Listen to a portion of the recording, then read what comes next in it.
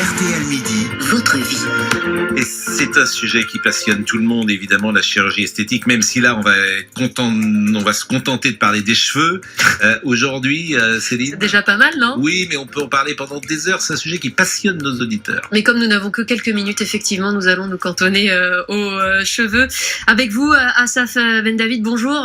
Bonjour. Vous êtes directeur technique de The Clinic Paris, co-auteur du manuel pratique de la greffe capillaire aux éditions Chou. On a beaucoup parlé à l'OPCI ces derniers jours, après notamment l'entretien télévisé d'Édouard Philippe, qui a expliqué qu'il souffrait de cette maladie qui provoquait une perte des sourcils, cheveux et de manière générale des pertes capillaires. On a décidé de s'intéresser avec vous aujourd'hui à la greffe de cheveux qui n'est plus, on a l'impression en tout cas, réservée à une certaine élite. Ça se démocratise, la greffe de cheveux. Totalement, oui. C'est totalement démocratisé. Depuis une dizaine d'années maintenant, on constate effectivement des patients qui viennent de plus en plus nombreux dans les cabinets pour consulter, avec une patientèle toutefois de plus en plus jeune. C'est-à-dire, à quel âge on vient ?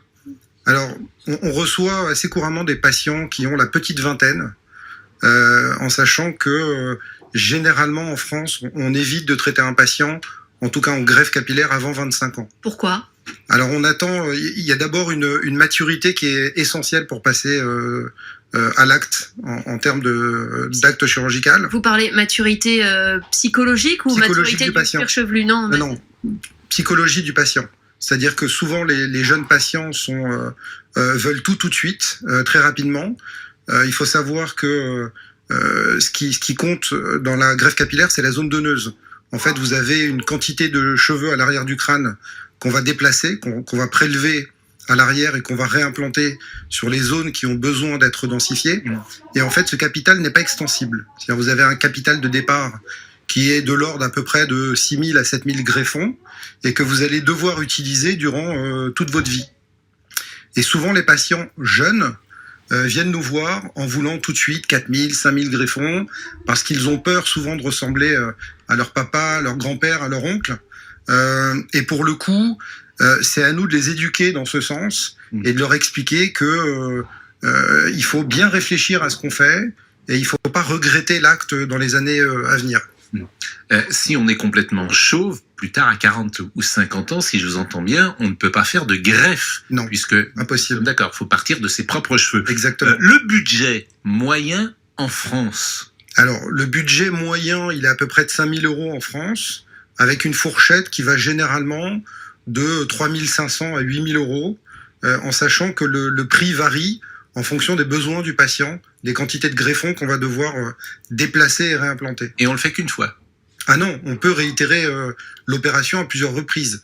Quand la greffe est faite intelligemment dans les règles de l'art, on peut utiliser ce capital cheveux dont on dispose, et certains patients vont faire 3, 4, 5 greffes parfois, tout au long de leur vie, pour leur garantir d'avoir un résultat satisfaisant à un âge avancé. Vous nous avez parlé du tarif en France. Il y a aussi le tourisme capillaire qui pousse certains Français à aller faire ces greffes de cheveux en Turquie, notamment où les tarifs sont plus bas. Ouais. Qu'est-ce qui fait cette différence ? C'est uniquement la main-d'œuvre ou il y a d'autres choses ? C'est la main-d'œuvre, essentiellement. On va aussi pouvoir mettre ça sur le compte, effectivement, de l'expérience des équipes. Il faut savoir que l'activité, en tout cas l'art de la greffe capillaire, c'est une formation avec une courbe d'apprentissage très lente et souvent en Turquie malheureusement il nous arrivait nous de rencontrer des techniciens qui étaient chauffeurs de taxi 3 mois avant, ou couturières, et en fait il y a une telle demande qu'aujourd'hui un médecin va superviser une dizaine d'équipes dans un même établissement. Durée de l'intervention ? Généralement entre 4 et 7 heures. Ah oui, c'est long. Anesthésie générale ? Anesthésie locale. Douloureux ? Non. Pas du tout. Conséquences, effets secondaires ? Alors, risque d'œdème, ça existe toujours. Vous pouvez avoir un gonflement au niveau du visage après ce type d'intervention. Mais temporaire.